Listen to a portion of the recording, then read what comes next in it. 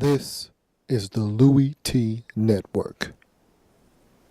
In the lab room.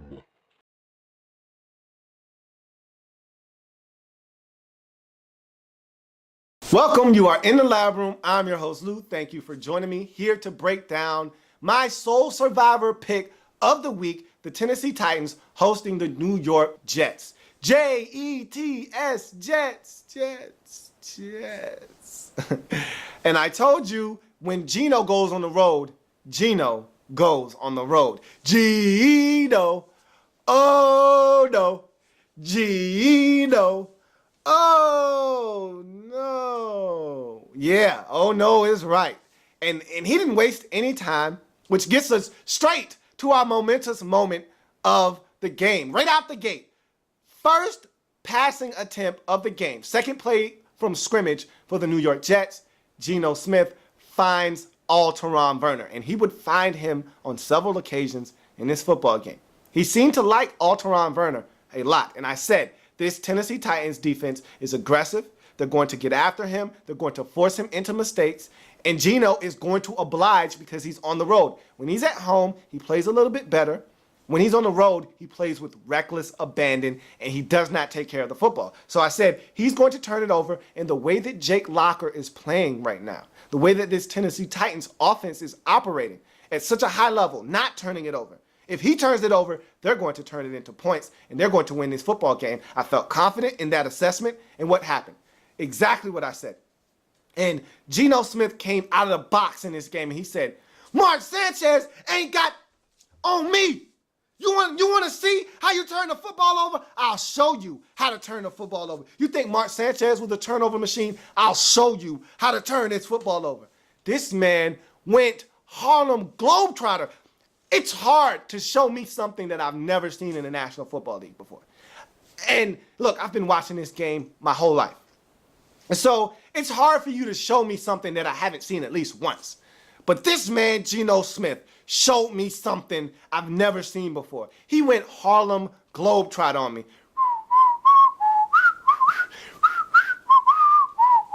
He went Harlem Globetrot on me. He went behind the back. He thought it was the All-Star game. He tried to go behind the back and avoid a sack and fumbled the football. He went behind the back. I'm going to go behind the back and try to lay it up. What are you doing, man? You can't go behind the back when you're getting sacked. Fumble the football and touchdown for Carl Klug. This guy is amazing, Geno Smith is. He invents ways to turn it over. Then he was on a fast break, and he thought he was going to dunk it. He was running out of bounds. He thought he was going to get an easy dunk on a breakaway. Fast break. He got pickpocketed. Boop! Ball came out, scooped it up by Alteron Werner. He seems to like this guy. Scoops it up. Tennessee ends up getting a touchdown. Not shortly thereafter, you look at another play. Alteron Werner is standing right in front of the receiver. I don't know what Geno Smith is looking at or what he's expecting to happen, but he throws the ball anyway as if Alteron Werner isn't standing right there. Right to him, pick.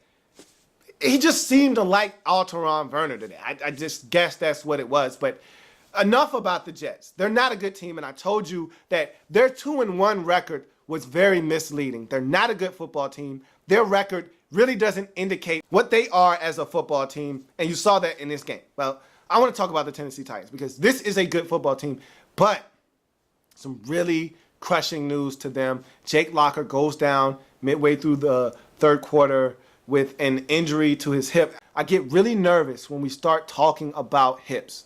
Hips are so important, and you lose a hip, you're done. And we saw what happened to Bo Jackson. And you see what happens to guys when we start talking about hips. And you may never be the same after a hip injury. Just all depends on how severe it is. And he wasn't moving. And that's what scared everyone, was that he was on the ground and he was stiff. And he would not move. And they brought out the stretcher and the cart immediately. They didn't waste any time.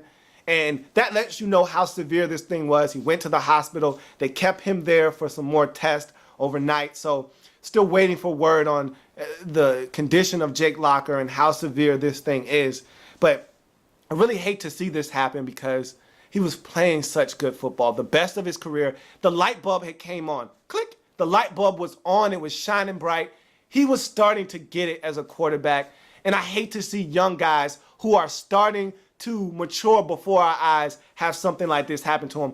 And I feel like I put a little bit of a kibosh on him because I said last week that I didn't want to sing his praises yet because I said there's a lot of time for him to either get injured or start playing bad. I said one or the other probably is going to happen at some point because Jake Locker is a guy that can't stay healthy. He's been injured just about every year of his career since he's entered the National Football League. And even when he plays good, he finds a way to play bad. But this year, there was none of that. There wasn't the bad Jake. There wasn't the good Jake and the bad Jake. It was just all good. He was playing good football. He was making smart decisions. If it was there, he made the right decisions and he made good passes. If it wasn't, he tucked it and ran, used his athleticism to really put the defense at a disadvantage. And it just sucks to see him go down at this time when the Tennessee Titans and himself are playing such good football. Now you're asking Ryan Fitzpatrick to come in and quarterback this team. And he can do it for a short period of time.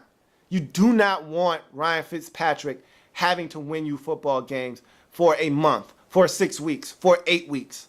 This thing could go downhill fast on the Tennessee Titans because of this injury. And it's a shame. They're playing such good football. This division is wide open. They're playing good football. They're 3-1 in the season. The Texans are struggling. They're 2-2. The Colts are playing good football. They're 3-1. They're right there with the Colts. Now this happens. Now you got to hope that Ryan Fitzpatrick plays solid football, doesn't turn it over, and gives you a chance to win because this defense is so good that if he doesn't turn it over and he just makes the simple passes and takes what's there, you have a shot. But it's just, this is so debilitating. It's so frustrating.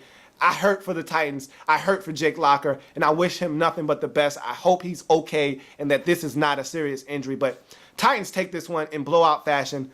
38-13. They dominated from start to finish. They forced turnovers. They did everything that I expected them to do and then some. My sole survivor pick did not let me down.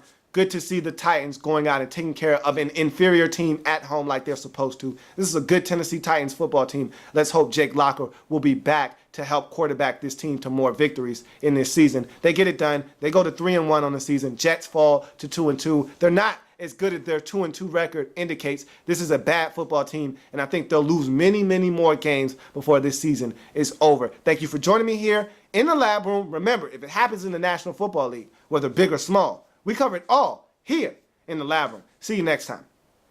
Like the content? Want more? Sub up. In the lab